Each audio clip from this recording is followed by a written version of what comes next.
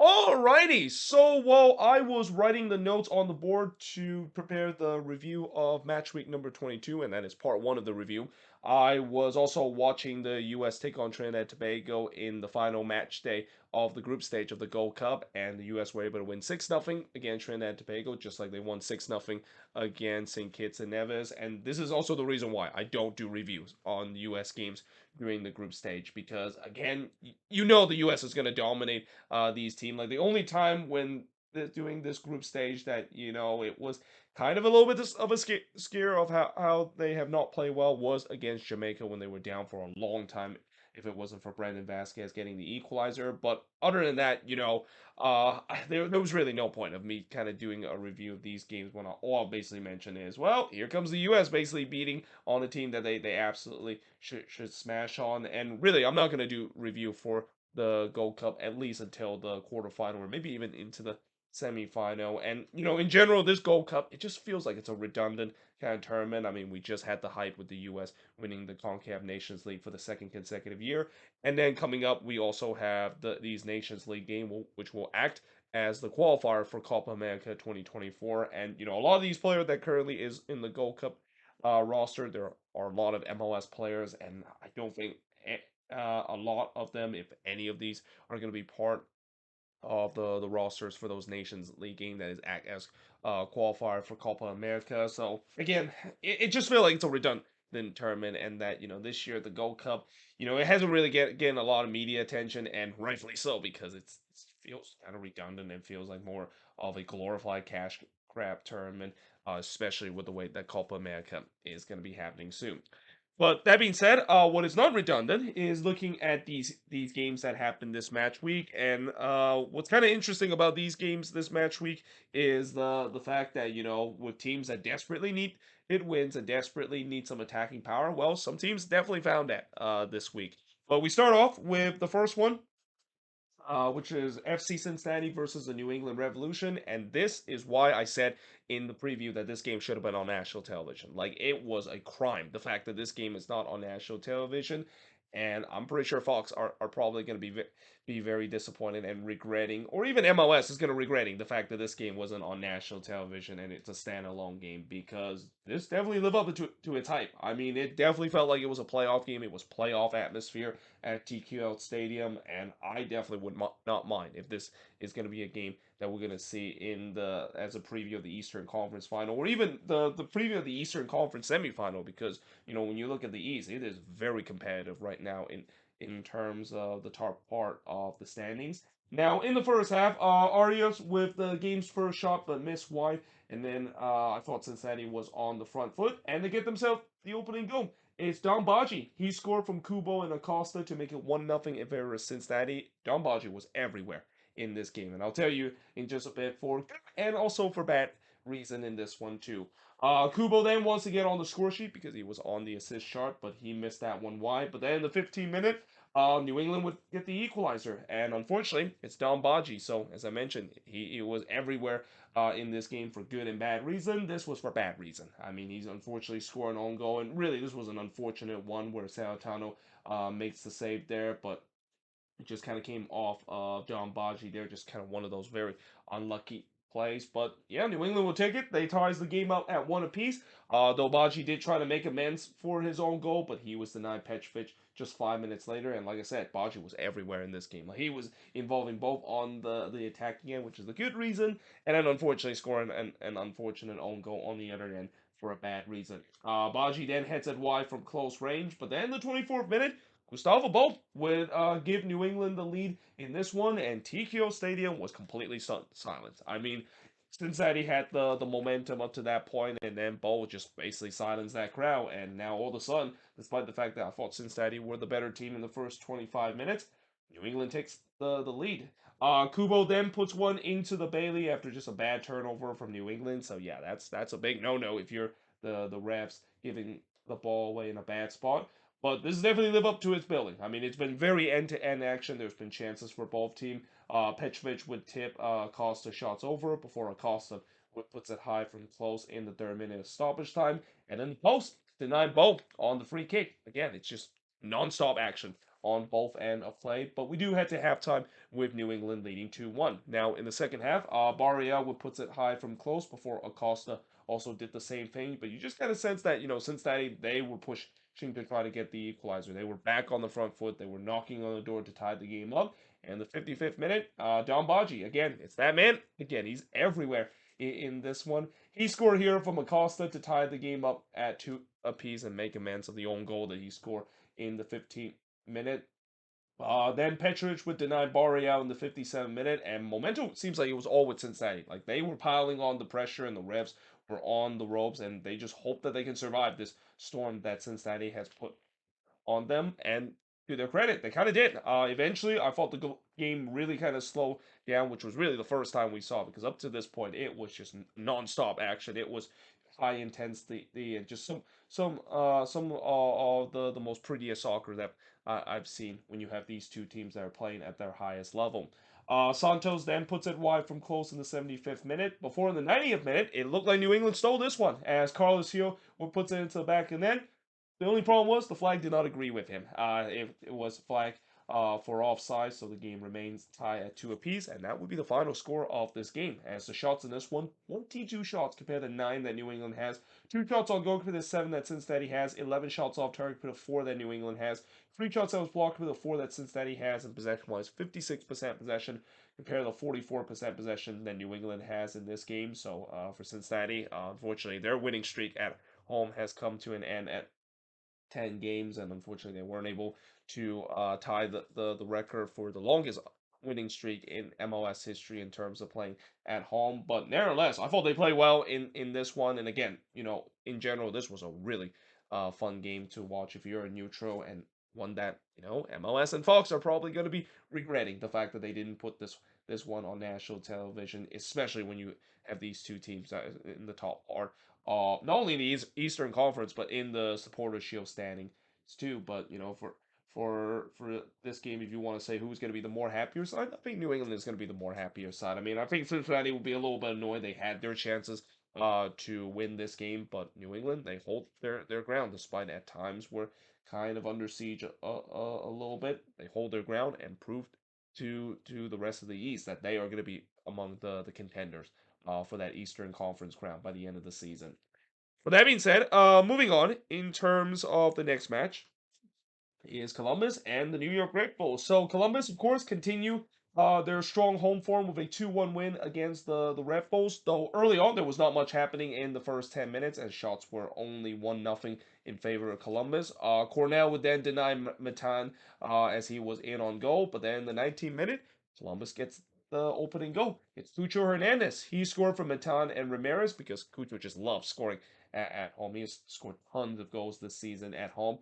That gives the Crew a 1-0 lead. Zarian trying to make it 2-0 in the 33rd minute, but he pulls it wide from long range. And then Barlow was in on goal there, but this is Tom Barlow, so he's not going to score. But he did have to force a save there from Patrick Schulte. And despite dominating, that play actually came off of a turnover. And, we know this Columbus team, when they turn the ball over, that's bad. And usually I know that sounds like a cliche, but especially with this Columbus team, because when Fernandes' team likes to push man forward. So if you turn the ball over with them playing such a high line, yeah, that was going to be a disaster, and they got away with one. But they didn't get away with this one in the 38th minute because the Red Bulls would tie the game. It's Elias Manuel. He scored from Fernandez and Amaya to tie the game up at 1 apiece, and that would be the scoreline heading into the second half. In the second half, Manuel was trying to get his second goal, but he was denied by Schulte. Zarian then puts it high from long range, but then in the 62nd minute, Columbus retake the lead. It's Yoboa scoring from Farsi and Cucho to make it 2-1 in favor of Columbus. Yeah, it was not a good goal. I mean, Cornell, I think he should have saved that one. It wasn't really hit very well there from Yoboa, but Cornell just didn't get enough on it to parry that one away. But before Columbus had a chance to celebrate the fact that they're back in the lead, on the other end, a penalty was given to the Red Bulls after Schulte brought down Fernandez. And guess what? It came after another terrible giveaway from this Crew team. Again, this is a team that if there's any team that cannot afford to turn the ball over in a bad spot in their own area, it has to be this Crew team. But fortunately for them, it didn't come back to bite them because Manuel tried to score his second goal for the spot. but he struck the post. So yeah, that's got to be frustrating. The Red Bulls had a chance to get that instant response, but couldn't do so.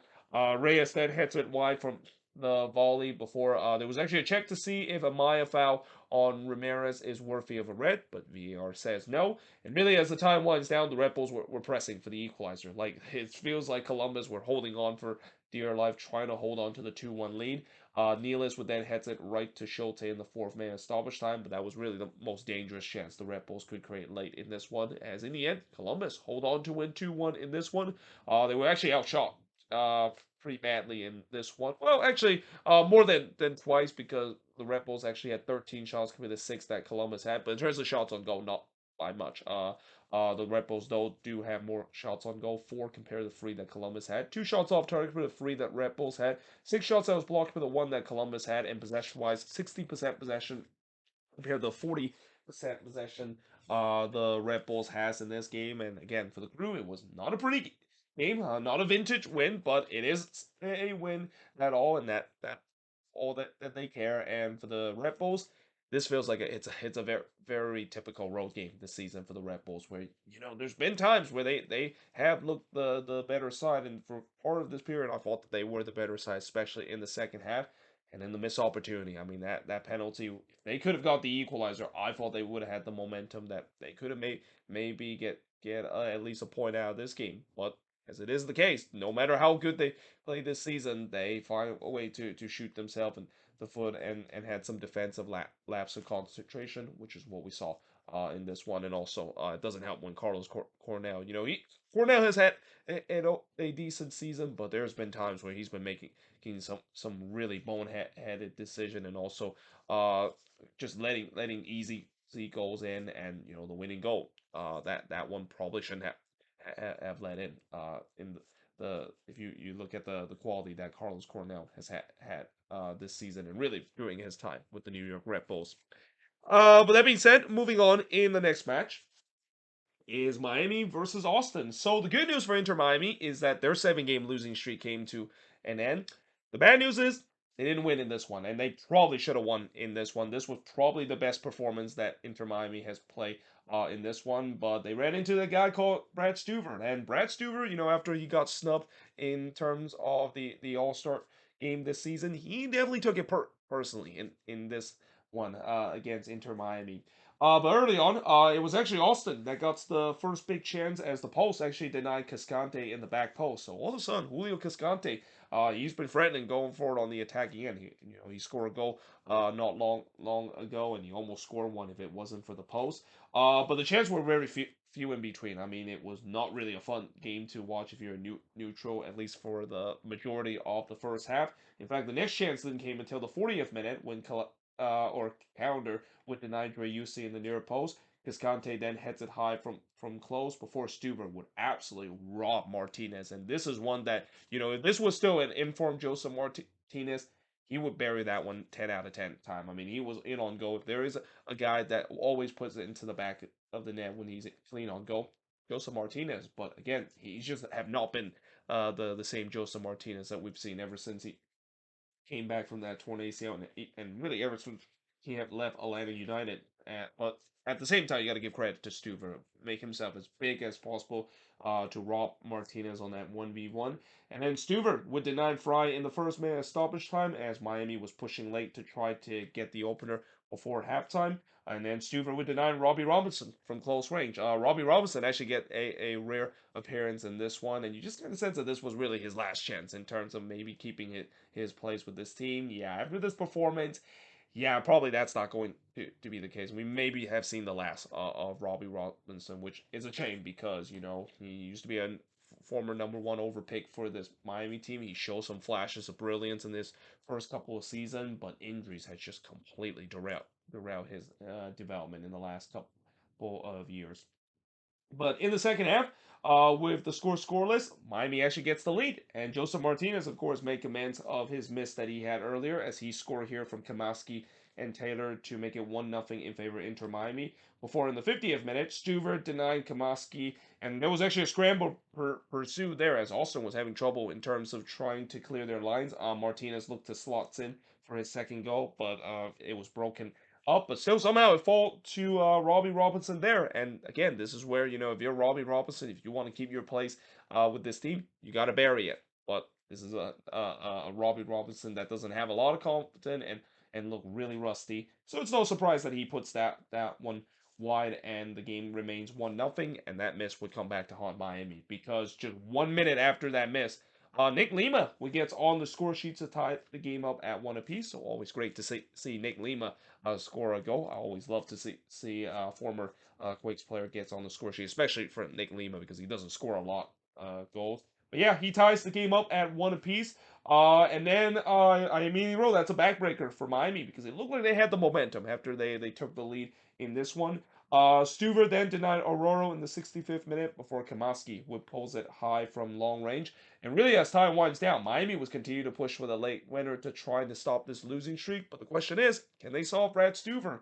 Kambana would then miss wide on the header from close, and then after a couple of more save from Brad Stuver, uh, Miami unfortunately weren't able to get the win as Austin able to hold on to get a 1-1 draw despite they didn't play well in this one against Inter Miami, and the shots in this one, 18 shots compared to 12 that Austin had, 9 shots on goal compared to 4 that Austin has, 4 shots off target compared to 3 that Austin has. Both teams had 5 shots that was blocked, and possession-wise, 53% possession compared to 47% possession that Austin has in this one. And yeah, again, for Inter Miami, the good news is they finally stopped the bleeding. They finally ended this losing streak, but the bad news is they're still winless, and this is a game that you feel like when the way that they play, they deserve at least 3 points in this one. But that's what happened when you're dead last in the standings, and that, if a certain Argentine was actually in this game and also his friends were in this game, I'm pretty sure Inter Miami would have got the easy win in this one against Austin FC. But, for Austin, I mean, they're thankful that Brad Stuver was on his game. And again,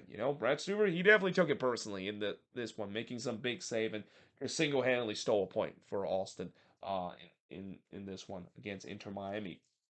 But that being said, moving on in the next match is Orlando versus Chicago. So coming into this game, Chicago, they've been on a really good run on the road lately, and they were trying to make it 3 in a row, but it did not happen. In the first half, Torres would puts it high from long range before Schlegel would miss wide on the header, as I thought Orlando was on the front foot. They were looking for the lead. Though Galese did deny Gutierrez from close, and then Shaqiri looked like he scored the opening goal for the Fire. Problem was the flag did not agree with him. The goal was disallowed as the flag came up. But there was no doubt that Chicago was getting into this game. It was kind of a bit of a slow start for the Fire, which is kind of not what we seen from this team. The last couple of road games, they have actually started really well, but not this one against Orlando City. And then 31st minute, Brady would absolutely rob Schlegel from point blank. I gotta say, Chris Brady, he's been having a good season, and while he's definitely not at the tent at the ability that we see Gaga Slolina has done for this Fire team, he's definitely getting up there. I mean, if there's one thing I got to give credit to the Fire is that they've done a good job in terms of developing really good young goalkeeper, and I have a feeling Chris Brady could be up there in terms of one of the best young goalkeeper in these next couple of seasons, and a guy that I won't be surprised he could be sold off for a big amount of money and maybe even be a guy that could be have future U.S. men's national team kind of quality. But in the 36th minute, Ojeda would hit one right to Brady, but then in the 38th minute, Orlando takes the lead. It's Facu Torres. He scored here from Smith and Ojeda to give Orlando a 1-0 lead. Santos then puts it high from long range, and it seems like the Lions were smelling blood. Like Orlando, they were pushing to try to get another one before halftime. We do head to halftime with Orlando leading 1-0. Now in the second half, Galese would rob Kamara as he somehow saved that one off the line. Like I have no idea how Galese was able to save that one off the line, and Kamara came just inches away from equaling the rec. Well, not the record, but being second of all time in terms of or tying second all time in terms of leading goal scored in MLS with Landon Darvin. That used to be the record. Before some guy called Chris Wondolowski broke that record a couple of years ago. But in the 53rd minute, a penalty was given to Orlando as Herberts would handball that one in the box, and Facu Torres, of course, steps up to take this penalty. He's not going to miss that. He puts it away to make it 2-0 in favor of Orlando, and then Torres was looking for his hat trick, but he missed wide from long range. There was a couple of times that Facundo Torres had chance to get the hat trick in this one. Shaqiri then puts it high from close range, but then in the 64th minute, a lifeline for the Fire as they get a penalty after Smith brought down Gutierrez in the box, and Shaqiri dispatched that one to make it 2-1 in favor of the Fire. So yeah, the Fire, this season they've been the one that's been giving up leads. They're trying to maybe reverse that trend in this one. Though Brady then denied Torres and his hat trick again from close range, but that chances of a comeback kind of came to a halt in the 75th minute because Enrique would score from Angulo and Santos to make it 3-1 in favor of Orlando City, and all that hope of a comeback really came to an end in the 84th minute when Arnau Suke would get his second yellow card and giving his marching order. Then Brady would then deny Martins from close range, and that came after the Fire hit the post on the other end, and it was actually a really frantic end to this one. Like when you look at how this game was win, if you don't look at the scoreline, you would think that this was both teams trying to chase for the winner. I mean, both of these teams was looking to try to get another goal, but in the end, Orlando was able to hold on to win 3-1 in this game. And the shots in this one, 19 shots for the 8 that the Fire has, 4 shots on goal for the 9 that Orlando City has, 5 shots off target compared to the 4 that the Fire has, no shots that was blocked for the 5 that Orlando City has, and possession-wise, 50% for both of these teams. And again, for Orlando, this was probably one of the best attacking performance that they've shown this season. And like I said, this week, it feels like for some teams that have been really struggling in terms of scoring goals and performing at home, they got a much needed win, and Orlando City was definitely one of those teams. But for the Chicago Fire, it's definitely back down to reality after they seems like they were on a cloud nine a little bit in the past couple of games, and I think it shouldn't be a big surprise that they didn't perform well with Shaqiri in this team. Again, this is just such a tough decision for this Fire team, but it feels like they just have to do it, even though it just very illogical. I don't think they need to. They can keep starting Shaqiri right game in and get out, and they might even have to think about benching him. And again, I know that sounds crazy because of the salary that he earns, but you can clearly see when they're not playing Shaqiri in this team looks much better, especially with Ryan Gutierrez pulling the strings. So again, we'll see whether that, of course, happened. I mean, the only reason why I don't think that's going to happen is it's not really a good look that you bench your DP, and especially not a good look when you decided to bench your DP like Shaqiri, that is supposed to be the centerpiece of this team, and yeah, that would not be a good look in terms of sending a message to the fans that yeah, we royally screwed up in terms of the getting Shaqiri for a big amount of money. But that being said, I am now going to switch boards and look at the last 4 games to finish off the review for part number 1 of match week number 22. So, if you wonder why I always have to use this Kleenex to wipe my nose, that's because I'm dealing with some allergy right now. It's actually the height of allergy season. Before I even started this video, I was just basically having 4 minutes of nonstop sneezing, and my nose, of course, is still running. But even then, the show must go on. We gotta keep doing this review and moving on into the next game on this board is Toronto and RSL. So I gotta say, for RSL, not only they continue that moniker that they are truly the road warriors of this season. That's now 6 wins on the road this season for RSL, which leads the league.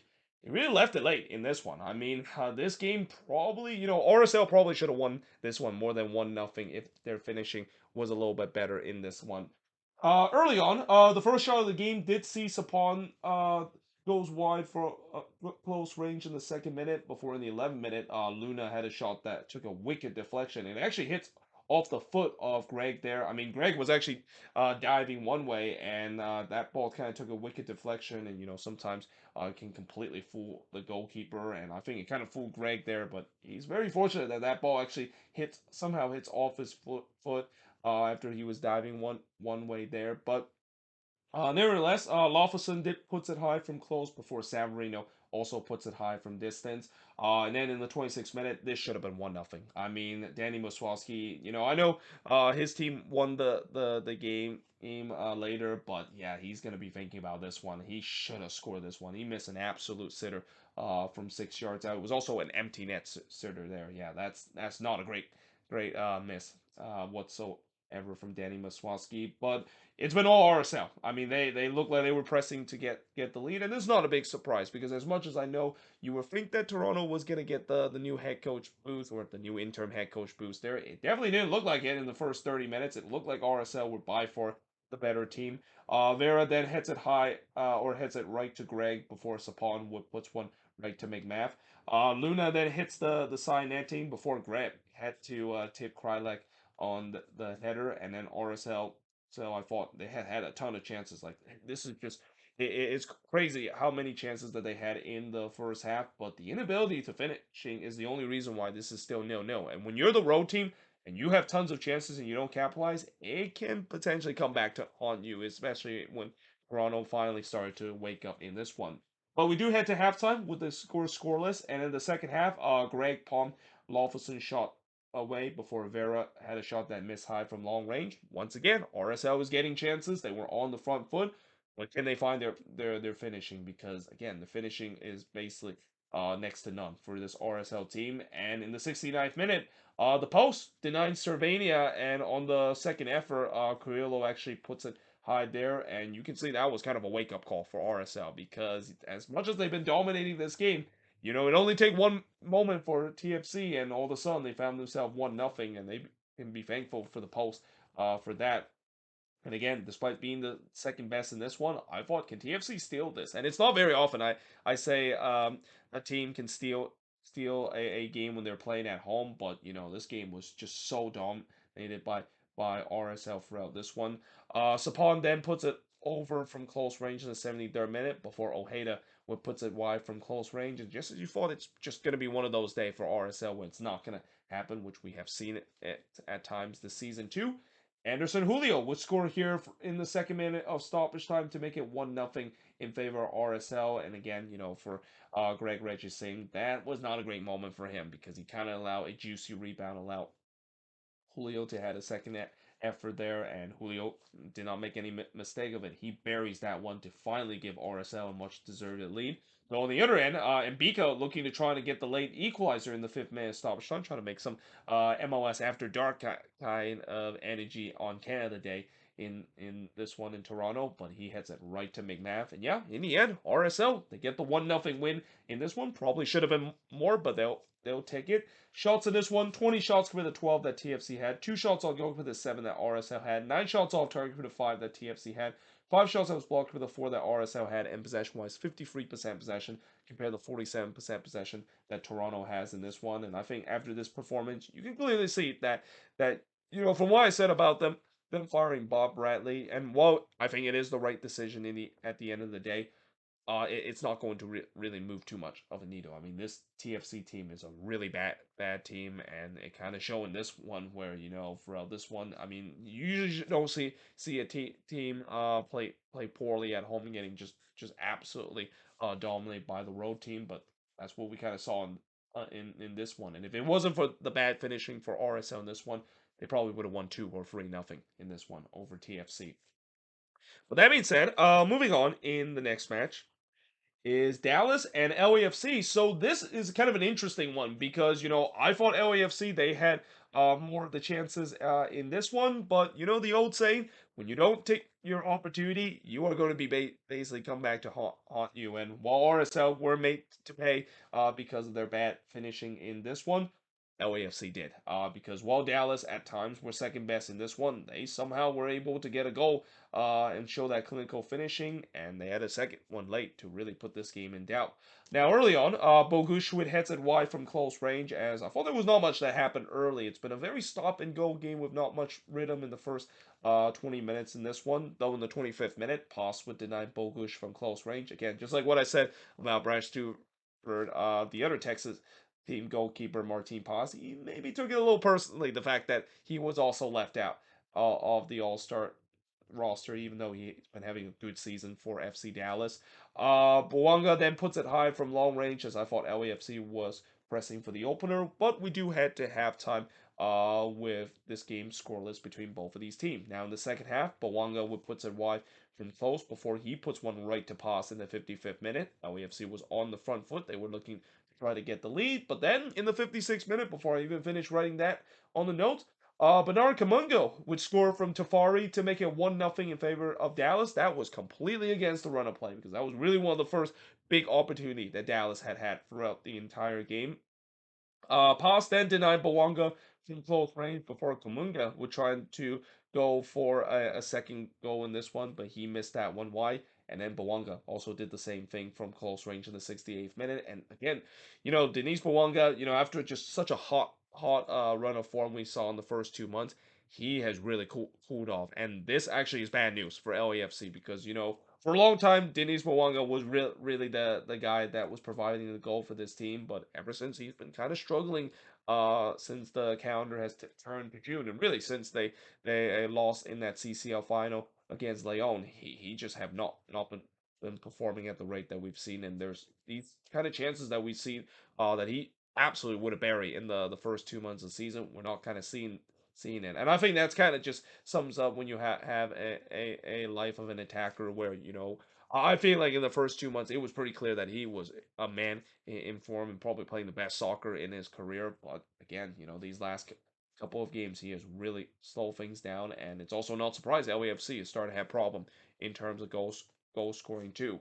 Though in the 82nd minute, Junko would puts it wide from long range, but in the 90th minute, he would be on target as he scored here from Ensemblin to make it 2-0 in favor of Dallas, and that would be the final score of this one. The shots in this one, 15 shots compared to 7 that Dallas had, but only 3 of them was on target compared to 2 that Dallas had. So again, LAFC had a lot of shots in this one, but, Haas did have to make a couple of saves, but still, they weren't putting enough in terms of trying to really test Haas with in this game. 3 shots off target for the 7 that LAFC had, 5 shots on blocked for the 2 that Dallas had, and possession-wise, 63% possession compared to 37% possession that Dallas has in this game. I have a feeling LAFC has to get a number 9 this summer because this has been a big problem for this team. And while for a while it feels like Denise Bawanga has really picked up the slack that Chicho Arango left this team when they decided to strangely sold him off to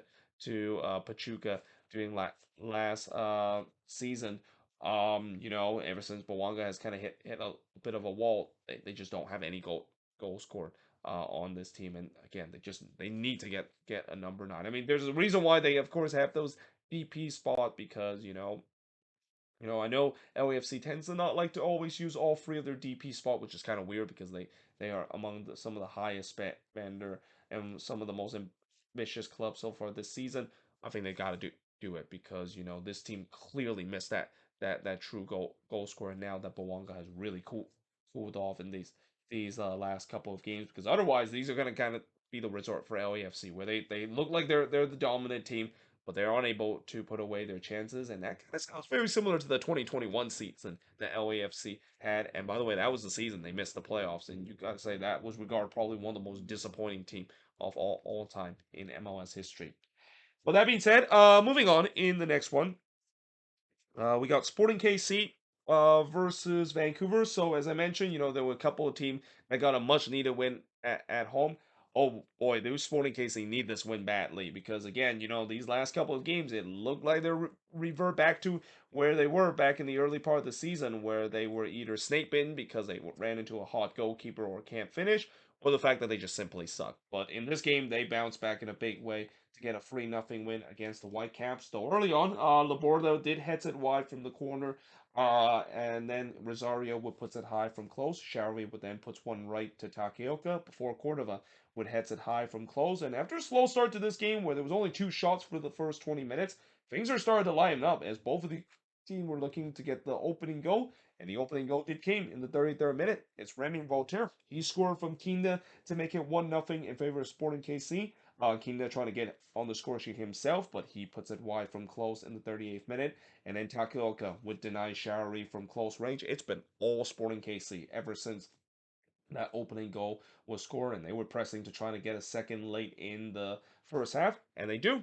It's Alan Polito. He scored from LeBeau and Voltaire to make it 2-0 in favor of Sporting KC. By the way, there's still rumors that Sporting KC is potentially moving on from Alan Polito. And I get it, he of course had those injury concern, but now you just feel like with the way that he's now healthy and he's scoring goals again, this is going to be a difficult decision for the Sporting KC team in this front office. The fact that, I mean, he's definitely scoring goals. He's providing the attack that this team desperately needed. But at the same time, we're just worried that he's going to go back to the IR again, and that's kind of the reason why they're thinking about selling him in the first place. So again, it'll be very interesting to see what's going to happen in the summer, whether or not Polito is going to be stick around with Sporting KC or maybe even go back to Liga MX with Chivas.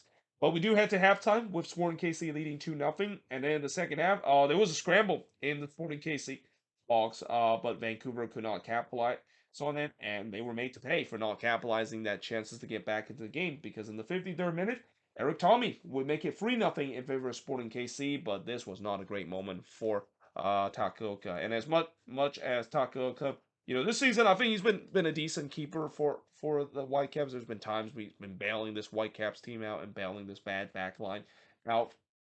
There's also games where he has like these where just not great game and just not great moment here where you allow a juicy rebound right into the path of Eric Tommy, and Eric Tommy said thank you very much. He slots that one home. It was 3-0 in favor of Sporting KC. Shari then puts it wide from close range, and Sporting was in complete control. Like Vancouver, they look like they are down and out. Again, this is a team that, the thing about the Whitecaps, that this is a team that tends to perform well at home, but when it comes on the road for them, that's been a different story. Well, except the last game against LAFC. That feels like now it's become more of an outlier this year. Shari then heads it wide from close before in the 90th minute, McIntosh would deny Berholzer from close range. But yeah, in the end, Sporting KC winning 3-0 in this one. They're back in winning ways after it looked like for the past couple of games, they looked like they were back to being doomed to where they were in the first 10 game of the season, being one of the worst team in the league. But shots in this one, 16 shots for the 11 that the Whitecaps had, 2 shots on goal for the 4 that Sporting KC had, 10 shots off target for the 4 that the Whitecaps had, 5 shots that was blocked for the 2 that Sporting KC had, and possession-wise, 63% possession compared to 37% possession that the Vancouver Whitecaps has in this game. But finally, moving on into the last game on this board.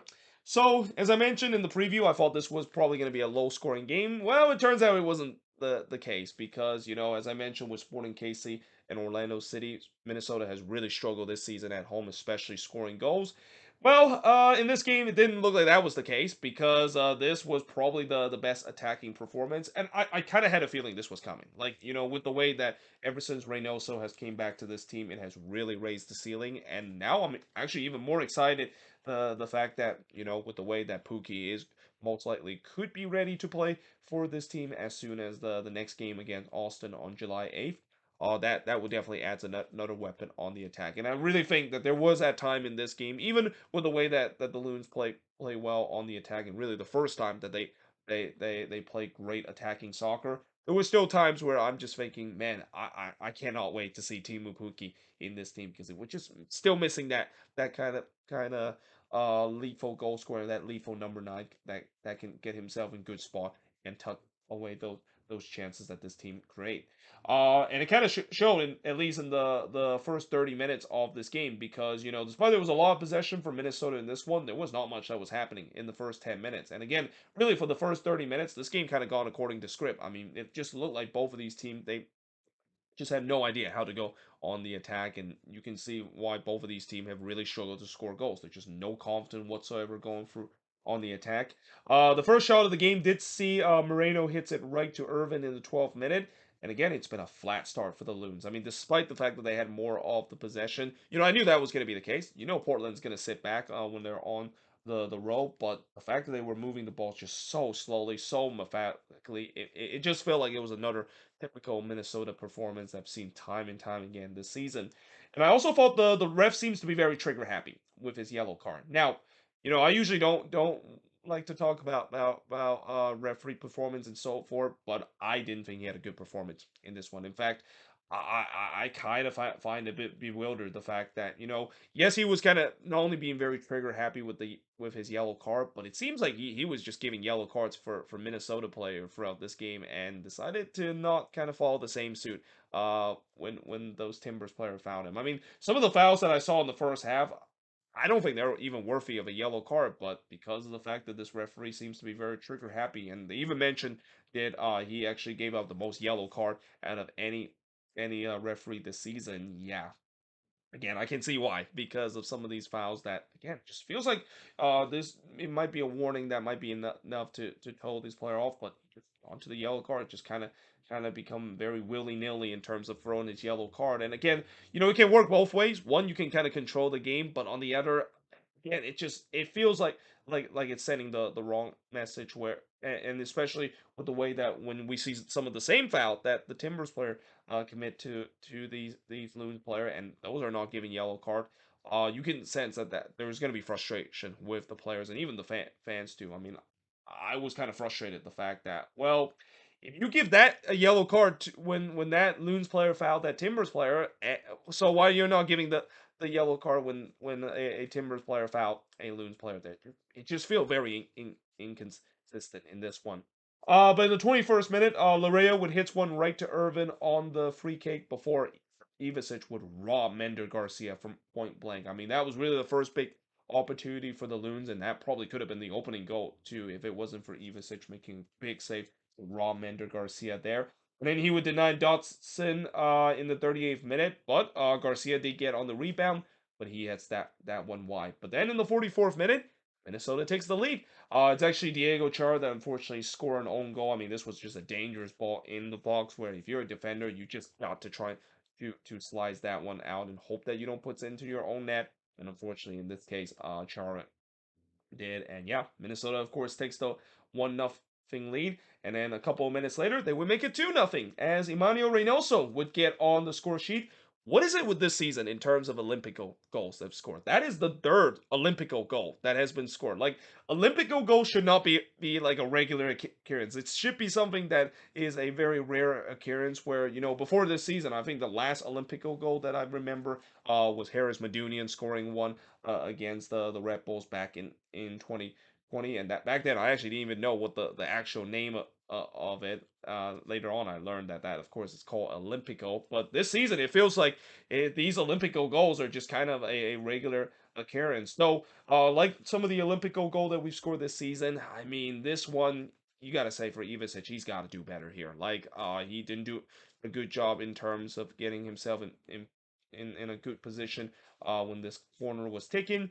And then not to mention the fact that, he's got to at least punch that one away. That one, on the fact that he was very late to react to trying to punch that one away, it was just not good enough there from Ivicic. And that was kind of the story of this game, because as much as Ivicic had made some big save in this one, he also had some really bad mistake in this one, and kind of really making Timbers fan realizing that, yeah, it is pretty clear that we need to put David Bingham back in net in this one.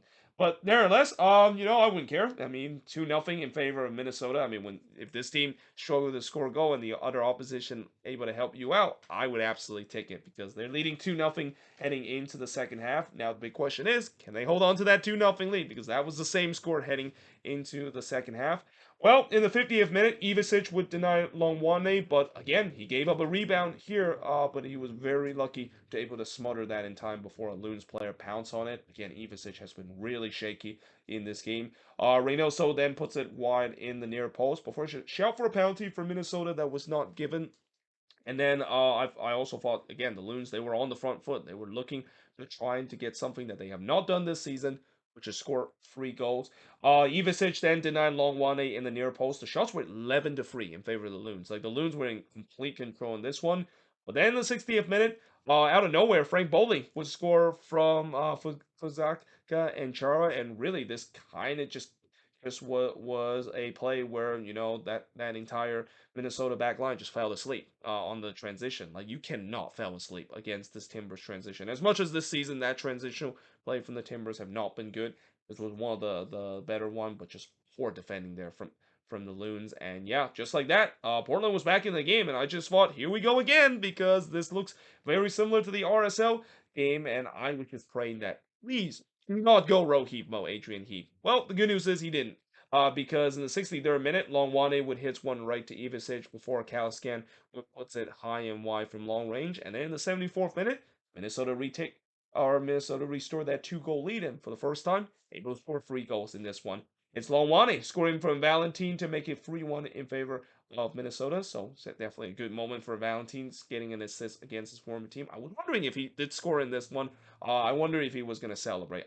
I don't think he would have. I mean, a lot of Timbers fans still love Zarek Valentine, and I think they would be really conflicted if he actually scored in this one. But really, this is one that, it came on a transitional play. It seems like Portland got a taste of their own medicine, but also one that, again, Ayaz Ivicic. I don't know why he decided to stay on his lines there. Like, Longwane, I actually thought that he got a little fortunate here because he took a heavy touch as he was in on goal there. But Ivasic, he just stay on his line. Like, he's got to come off his lines to try to smother that, but he didn't. He stayed on his line. Longwane basically just hold him easily like that, and that made it 3-1. And then not long after, it was 4-1 in favor of Minnesota as Reynoso would score his second goal from Longwane to make it 4-1. And that goal really just kind of shows that this Timbers team just completely checked out. Like, that defense just completely checked out. It was just a simple tap in the back post there from Reynoso to make it 4-1. And then Iwi trying to join the goal scoring gallo by this Loons team as he was in on goal there. And keep in mind, Emmanuel Iwi just signed a contract for this team, and it looked like he was trying to trying to award the team of why he deserved that contract, but unfortunately he couldn't quite put that one away after going around Ivisic there. But yeah, in the end, this was by far the best performance, especially on the attack for this Minnesota team. A 4-1 victory over the Timbers. Shots in this one, 18 shots compared to just 7 that the Timbers had. 10 shots on goal compared to 3 that the Timbers has in this one. 6 shots on goal compared to 4, or no, not 6 shots.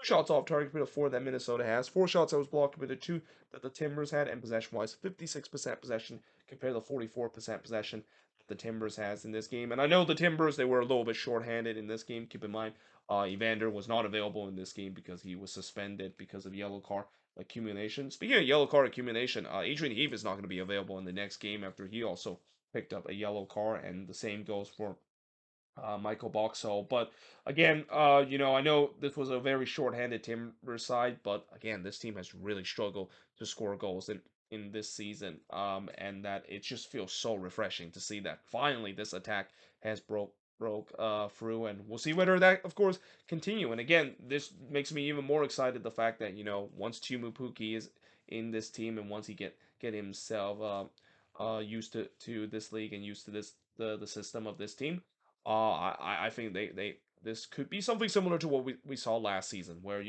I remember last season this team really started off slow in the beginning of the season, having problems scoring goals, but then they went on a tear during the summer month, and I'm just hoping it's going to be the same case again. But this time, try to do it as we get closer to the playoffs. Don't do it during the middle of summer and just completely fizzle out in the end of the season, and we'll see how that's going to go. But for the Portland Timbers, yeah, it's safe to say they got a lot of work to do in the summer transfer window, and I think there's got to be a big decision now that they have to make of whether they should just tear this down, because this is clearly not working, and they've just been dealing with so many injuries to a point where, coming into the season, we knew they cannot afford injuries because they were a bit thin. And now that they have these injuries, I mean, it's not a big surprise that they've just stretched so thin to a point where it's not a big surprise that they're getting blown out, even against a team that has problems in terms of goal scoring.